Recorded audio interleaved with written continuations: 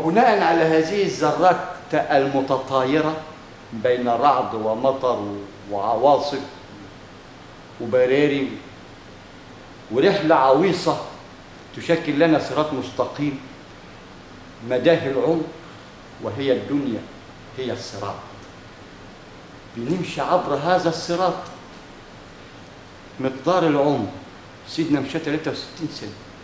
بعد ذلك عبر من خلال نواة الذرة الضوئية النورانية حتى يرتقي، والجميع من هذا الثم مار، ولكن آلم الكيفية القائمة على ذات الراحة النفسية والجلباب الجديد خلقوا من بعد خلق هذا. ما أصلنا دودة خلصت بقى يومين الشباب الجيش والعطاء والاختراعات والعلوم والأبحاث في الحرير، جت يومين تحط شوية حرير، وبعد ذلك تصوم حتى تتشرنق كما نتشرنق بقانون المتشابهات، وبعد ذلك فرش مكثوث كالفرش المكثوث وشكرا. ولكن وجب علينا أن يعي الجميع، لا يرى الواحد 99 عمي صم لا يعلمون. هذا المقياس حرمه الله وأهل القانون. فيوجد لدينا يا أهل القانون حتى تعي الكيفية القائمة على ذات الحزب، علشان أنت اللي هتحكم قضائيا وهتوظف بقى اللي هيوضح قانون الأحرف والأرقام والثقافة. مش أنت اللي تحكم بين الجميع، مش أنت القضاء حاكم المؤسسات. يعني أنت العمود الفقري اللي يشكل سيدنا الخضر عليهم جميعا الصلاة والسلام، ويوجد فئة ذو القرنين الصانع، ويوجد فصيلة التايه ده لما يفوق يبقى المحبوس ده لما يفوق نشغله بنص راتب يبقى شغلنا المثلث. الخضر أهل الحكم، ذو القرنين أهل العلم، علم القرون الأولى والآتية ونحن بينهما الأشهر بطاطا بالنواة العشار وعليها 19. أذن زوجين يكفي ما يلتزم في حياتنا الدنيا ويكون دليلا لنا نعمل عليهما حتى أعطيناهم زوجين فأتمهن، وكل واحد له شخللة في دماغه تتوكب على هذا القانون، وهات اللي في دماغك وشغل دماغك، خليك عبد رباني نوراني بتفكر في الآخرة وتصلح لأهل الدنيا اللي هي الميسرة. أهل الميسرة والميمنة فوق يا سيدي، أنت ما بتنامش على الشمال في الآخر، مالك يمين، القلب معلق تبقى يقظ، يشكل نشاط الدورة الدموية شوية عشان تتفكر في الميمنة إزاي. وبعدين على الظهر بدأ نص راحة، بعد كده بقى في المخدع الضلع الأيسر لا تنسى زوجتك. تقوم تلاقي نفسي قلبك كده تقوم من غير كوابيس، نمت بالسنة بالمثلث. ميمنة تدبرت الكيفية، ظهرك بقيت عمودي دبرت الكيفية، ملت على الجنب اللي هيريحك حتى تعي أنك من أهل الميسرة. عشان كده قلبك ما بيرتاحش إلا على الميسرة على الجنب الشمال، وما يجيلكش كوابيس، وتعي أن زوجتك هي قلبك. المضغة إذا صلحت الأمة لأنها بمقياس صوتهم أعلى 70% وهنا 30. ليه؟ عشان المثلث بيقول كده.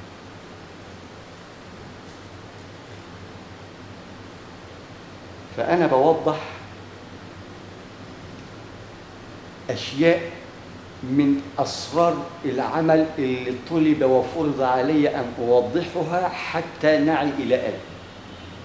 يبقى إلى أين اضربوه ببعضها، الأمة هي البقر، والبعض هذا هو القانون اللي يحكم المؤسسة الرئاسية والمؤسسة الوزارية والمؤسسة الفنية والمؤسسة الثقافية والمؤسسة الهندسية والمؤسسة الحركية والمؤسسة المتوقفة إلى أن تتحرك، وتعي أنها تتحرك حتى لو توقفت فهي تدور دورة كل 24 ساعة، تتحرك ليل ونهار صيفا وشتاء.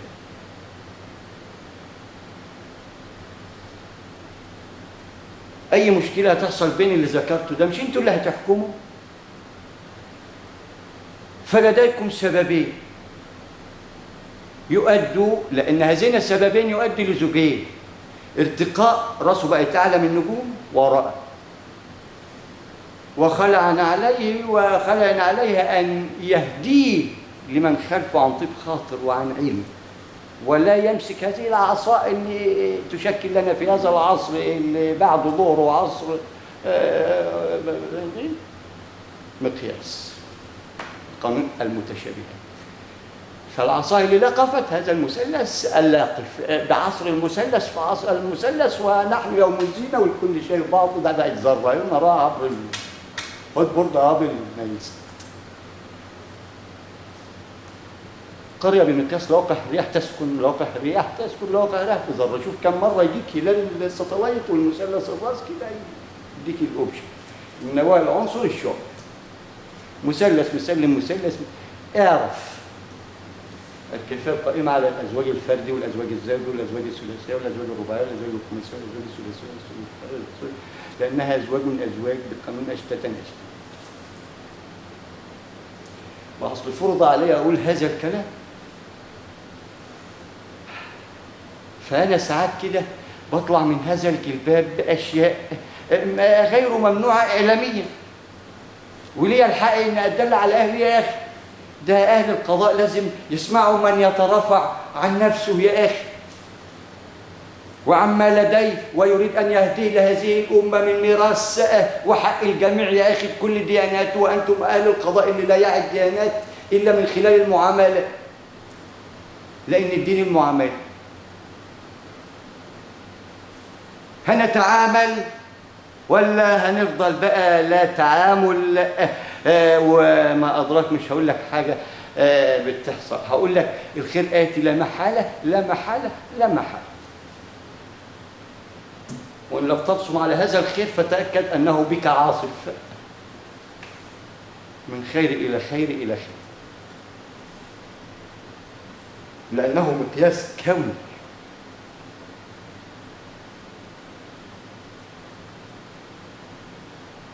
فيا أهل القضاء أنتم من سيحكم في من ذكرت، فمن ذكرت لهم عندي زوجين، آلة تسمى نواة العشاء، ابدأ برقم 10 وأتم الهلال ونهللها وعما أتمتها وخلصتها. من اللا شيء توجد أعظم الأشياء، وعندما تطمع في اللا شيء ده وتنسبه لسعادتك هتحتار في الشيء ده، وأقول لك أنت شكلك كده مش ناوي تشتغل، شكلك كده استسهلت الآلة وبتقول لي ده حاجة بسيطة، وأقول لك هي البساطة دي فيها زوجين ماء وكهرباء. الماء هياكل بدل ما ياكل ورق، والكهرباء هنشوف كل شيء. بعد ذلك في متعة علمية وسبح لا نهاية له. فهل من مسبح وسابح يعي مثلث السباحة والرماية؟ السباحة لا تعني أنها تسبح، والرماية هات بعدك، وركوب الخيل تعي ما تركب يا راجل مركوب عن بمقياس مبين ومعلوم 60 70 والسبعين وهتشغل. ما اصل انا في اشياء كده تمر في ذهني اثناء الالقاء، زي انسان صافص محترم زي هلال رمضان مش محتاج، حالته الحمد لله من يوم ما ربنا خلقه ياخد من تحت رجليه وياكل. شوف هو كده ازاي. هات كتابي من قبل ما اتولد حتى الآن، مرورا بالجيش، مرورا بالحنمتان، واسأل وركز. بالمثلث خارق الدائرة المحلال والمثلث بينهما الدائرة المغلقة. عدى المثلث ده من الدائرة المغلقة ازاي؟ أصل هو ده الفتح المبين، لأن لابد أن نعي ماذا نفعل ومن نحن وإلى أين. فتلاقي زبون زي الأستاذ هلال كده، سيارة، بيت، مرتاح نفسيا، الحمد لله، علميا كونيا، آلات، أبنائي، كله ميراث هسلمه للجميع، لأن ما فيش صاحب ديانة ملوش، كل الدودة ليها فيها. وبناء عليه أنا طلعت التسجيل ده لدار القضاء من خلال أهل القضاء اللي فرض علي إلقاء هذا الكلام، كما فرض علي أشياء حاجات كتير قوي. بس لا يعني إن ده يصحى ولا ما يصحاش، ولكن لأن الخير جاي من بره سيفيض على الأمة، لأننا من كنا أهل الخير زمان فسيعود علينا، لأنهم أهل علم وعوا قبلنا ونحن أهل المثلث، فوجب على الصاحي السكران واخد باله من السكران. ولذلك مصرية سعودية حتى تعي أنها للجميع.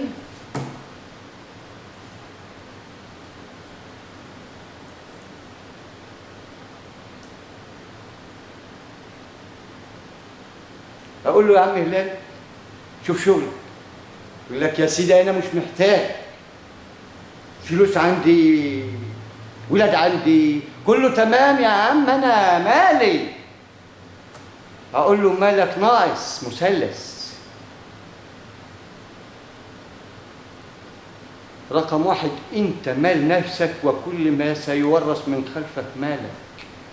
إزاي مالك؟ فرطت إزاي في علم ينتفع به الناس؟ اللي هينجب صدقة جارية حتى يأكل منها الولد الصالح، لأنها هتنجب ولد صالح جاري. أنت يا عمي تمام، مش خايف على المال اللي ذكر قبل الولد، المال والبنون، خايف على المال والبنون. مين اللي خايف سعادتك؟ يبقى أنت شايل زوجين أهو، ربنا اداك 10، شوف أنت محتاج في زوجين، مش عارف تروح منهم فين. ما أنت اللي عديتش من 10، هتعدي من 2 إزاي؟ ما الواحد إزاي عديته؟ دخلت على 2 دي إزاي؟ ده راكع. إلى النهي معنى السجود والرقي ما نحن فيه. مش محتاج يا أخي، كلهم أهلك. يقول لك أنا مش ناقص وجع دماغ، ما هي دي فصيلة مني أنا وبناء عليه أنا بنطق باسمها. أمال ليه أنا بوقف أحيانا مع أهلي وأخش مع إخواني اللي لابد أن يتصالحوا؟ أنا كله تمام معايا الحمد لله. فبناء على هذا التمام يقول لك أنا تمام. أقول له ناقصك المال والولد. المال امضى عن جهل لا يعي ما يفعل، أصله تايه. فعشان تايه ليه؟ أصل أنت ما مكنتلوش في الأرض، أنت ناقص المثلث. عشان إذا خايف على شيء يبقى مثلثك ناقص، يبقى شجرة لا سلام من قرار، ما لهاش مقياس تمكين في الأرض. ما فيش علم كيفية الحفاظ على المال المؤدي إلى إنجاب صدقات وما يستكتروهاش على الناس. ده في من حضر القسمة ده هيقتسم، لأن هو ده حق المسلم. من حضر القسمة فليقتسم. فاللي بيسمع في من بيعرف بيجي يجري يقول حق، أقول له اتفضل، ويبقى عارفه وبياخد امضى بس عشان ينطق بحق بلسان حق. إلى أن اللي لم يعي. طب يا سيدي، يبقى أداة واحد الخوف على المال، 2 الخوف على الولد. نطلع عويل وهبال وربنا مش بيبارك في واكل حرام، يقوم ماضي يمضى خلاص هو حرام في حرام، زي مسبح في مسبح. لكن وجد لنا كيفية التمكن في الأرض والتمكين، لأننا الخليفة ورفعها ووضعنا ميزانها. هكذا يكون الميزان، الذرات تتطاير في كل مكان، صحراء كان أو بستان. تقوى الله. طب انت محتاج يا سيدي؟ اللي مش محتاج. وبعدين ده انت بعد ما هتتمهن هذين الكلمتين، عندما تتمهن وتتممهن وتتمنهم وتسعرهم دنيا واخره، يبقى انت اكتمل مثلثك. بقيت 11، شفت ال10 وبقيت انت عرفت ان انت اللي شايل الامانه الصعبه. خلاص هذا رقم 20. تتعامل بقى برقم 100 وتوعي الناس بالالفيه بقى. يبقى ده صبح، ظهر، عصر، مغرب نتهيأ للغروب، والعشاء أن نوصل على الفطور، حتى نهي أنه فجر لا مشرق له، يوم تبدل الأرض بغير الأرض، ولكن بقانون فرض كفاية، مش يجمعنا كلنا. طب ما أنا فرض كفاية، ونحن يوم الجمع وباسرة وكله تمام وكله شاكله وكله قايمة. ما أنت إيه؟ فبهذه القيامة لتشكل لنا عيد أصغر دال على عيد أكبر، ومن الطحلب تكون، وهذا الطحلب كان رواكد على أكتاف هذا الظل يتسبق لوقح رياح مفرغة إلى أن تعود لنقطة الصفر اللي أنت عايز توقفنا وتقول لي الشمس تطلع من المغرب مش عارف ليه. الأرض بدأت تتباطأ تدينا ارتفاع في الوقت 24 ساعة وربع. الناس تتزايد في المساحة ولا الفرة ما جاتش مظبوطة بتاعتها. ما هنعمل صوف بقى تقوى الله. بتهز وفي حرير وصوف اشتغل وافتل من دقن وافتله. ما انت ممكن من دقن وافتله بالتكاسل كيفية توجيهه الأهل. تبقى انت راجل كده بتهيئ الطريق للبر، بتوصل لأهلك لأولادك للي جاي للي سبقك. أين التجارة مع الله اللي تكون لك مقياس سين؟ يقول لك مش محتاج السين. طب انت محتاج الثلاثة اهو المثلث. وهو انت عندما يكتمل مثلثك ده يبقى انت بقى زرعت مقياس ذر. ده واحد. فين بقى ال 99 اللي على ايدك دول؟ يبقى مش محتاج ازاي؟ ده انت افقر واحد ربنا خلقك طالما قلت مش محتاج. مين جه هنا مش محتاج؟ ده انت في اعظم سوق. لا خد النمل معاك. اصل انت هتاخد اجر حبك للنمل. مش هتاخده هو، لا ده انت خدت العمل اللي هو يجسم امام الله اللي من الوهن ده هو هيوجد لك منه عمل ضخم زي ما طلع لك من الوهن الذري ده اعظم الاشياء ويكون لك المسألة. واللؤلؤ المكنون متشابهات ايه؟ وتقوى الله لأن بها هذا الكوثر القائم على الزوجين. قالت نواة العشار وعندما تكتمل صح يبقى وعليها 19. يبقى عندما نتمم العشار صح بالشكل القانوني اللي هيدير القضاء نقول له كيفية ال19. بس اما يسلك البسيطة دي الأول ويعرف كيفية الإدارة والكيفية ومكانته فين والناس دي فين وده فين من خلال نعم. ولكن أكمل الراجل اللي مش محتاج الفقير ده اللي لسه واحد ما اكتملش كمثلث. مثلث خربان زوجين مال وبنين محتار فيهم رقم 3. نواة خربانة. هذه هي فعلا الكرة الخاسرة. مش ده هي دي الحافرة المجسمة قبل أن تجسم وتكون لنا مقياس أجر الحريق لأنها تحمل عفو الله. إن كنت حي فواخد حيز وإن كنت حريق واخد حيز بمقياس ترتب الوهن إلى أن تعود كما جاء شكلك من لواقع رياح مفرغة وتوصل لنقطة الصفر. الصفر ده مقياسك لله نهاية. يبقى جابك اهو جسد لك صفر هخش على 1 و2 لانك طالع لسه من دائرة المفرغة لسه مولود. الذرة انجبت 9 عشان كده بدي لك 90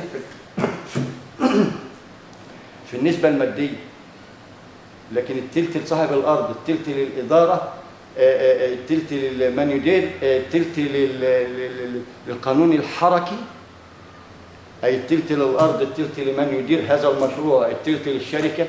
هذا إداريا لأن الكل مدير. صاحب الأرض له حق الكلام يا أخي.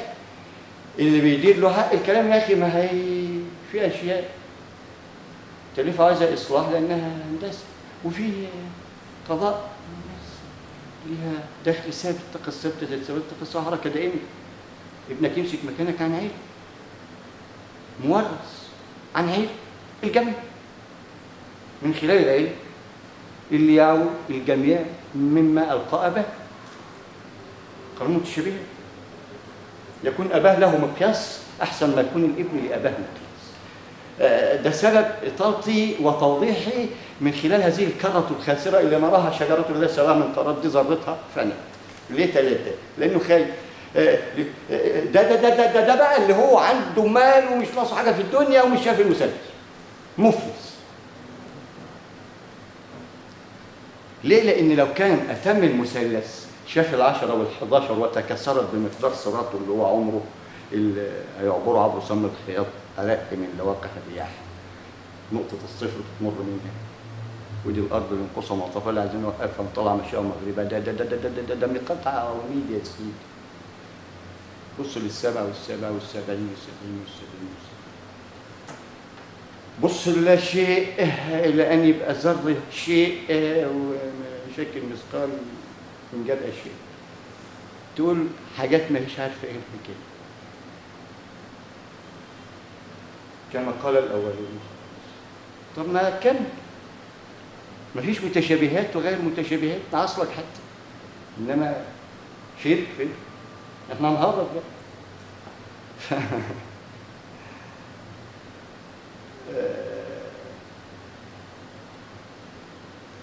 لازم تكونوا صبورين عليا، لان انا دي وصيه وهسلمها لاهل القضاء. اللي هيسمع راجل بيترافع وبيقول قصه حياته في ساعه يا سيدي ما تستكترهاش عليه، انه هيسلمك ميراثك انت وابنائك، والفصيله اللي بتسجن بشكل نشغلها بشكل عمالي ونستفيد منها ونوفر اكلها وشربها وتبات في بيوتها وتنجب برضه وتربي ونتراحم. بس أين الآلة التي توجد المال المؤدي إلى الراحة النفسية حتى نرى التراحم؟ هذا هو ما سنطيل فيه ونطوف ومن خلال المتشابهات نلقي وألقي كل ألقى الزينة وكل ألقى. أنا خليني ألقيها في دار القضاء لأن ده ميراث للجميع، ولا أأتمن أي جهة لا رسمية ولا غير رسمية إلا من حددهم الله في الأرض اللي يشكلهم لنا القضاء، اللي يحكم على المؤسسة الرئاسية والوزارية والرأسمالية.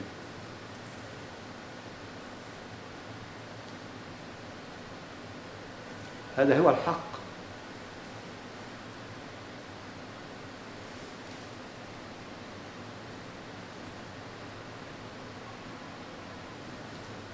فازاي مش محتاج بقى وانت ما كملتش مثلثك ولسه لك 99؟ ده 99 ده كده بقيت عليين، ده لسه عليون وفي ناس بترفص هي قاعده معاك هنا، بس انت بتقول لك انت جاي وهناخدك بس وضح بما نوره الله اليك من قدر علم وبلسانك انت وباسلوبك انت المقدار المبسط اللي تقدر توصله للانسان اللي يعني ما تقول. كما أن الجميع يعني ما أقول لأن كل الأمة رفع عنها رب العرش العظيم الغمة وعالم كيفية إدارة الأمة بقانون غمة أمة وستنجب الرئيس والوزير لأنها ولادة. ده الدنيا أم زوجة التاريخ وما بينهما ابن التسع. تاريخ العمود دي الأم الدوارة اللي عندما تكتمل تدور لها 24 ساعة انجبت بالليل النهار ذكر وأنثى تشكل الدنيا، انجبت ابن هذا التاريخ والدنيا. شفت الدنيا عجبتك اهي فيها مقاييس، ما هي تفتن لانها جميله. مقياس لاعظم الاشياء ادتنا 99 الاشهر اول وبعدين، يعني لو ما كانش يحبنا ما حياناش. ولذلك ابى اكون عبدا شكورا، مثقال الذره يعديك، ده رحمن رحيم. بس نخجل مره عن عين. فعلشان كده هحطها في وادي الخجل، وادي الإنسانية، وادي الأخلاق، وادي توزيع الحقوق. أنا أسمعها بودني يقول لك المحامي حرام. يا عم تقوى الله يا أخي، أنت عارف بتقول أنت بتخبط في القرآن الكريم أنت كده، أنت عبيط. ده راجل ملك هاجع ناجع نايم على صرصور، ده غلط، ده راجل متردد يا اخي، وده ليك ايه حتى تتعظ ويبقى قرات قران دون ان تفتح كتاب، اهو مترجل وشغال اهو مرسل ربنا بعت ليك عشان تعتبر ما ودول امم امثالكم. اقرا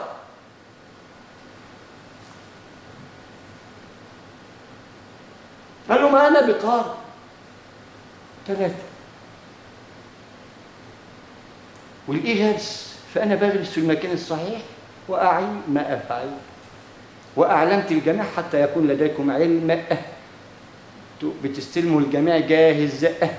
المثلث اخترق خارق ولا ينتظر دنيا بمقياس وآخرة بمقياس، وبناء عليه أجركم الله على هذا المقياس بنواة العشار تطلع ماء وكهرباء، نهر معلق ماء تجمعه لك كده مصفى من بين فرس ودم أعطانا الحيوان وشبه لنا قال فطلعت الأم خلق من بعد خلق بين فرسها نهر لبن. ما هو نهر لبن أهو، واحدة بقت 7 مليار أهي،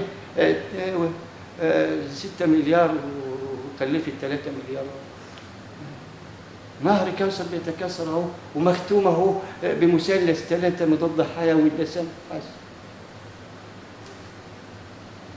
تجمعهم كده، ما هي كده فصلوا، اجمعهم كده تاني تديك كوكب بقى وانت عايش على الحته اللي فوق دي، ودول محور ارتكازين هذين الزوجين اللي هو القمر اللي انشق السين.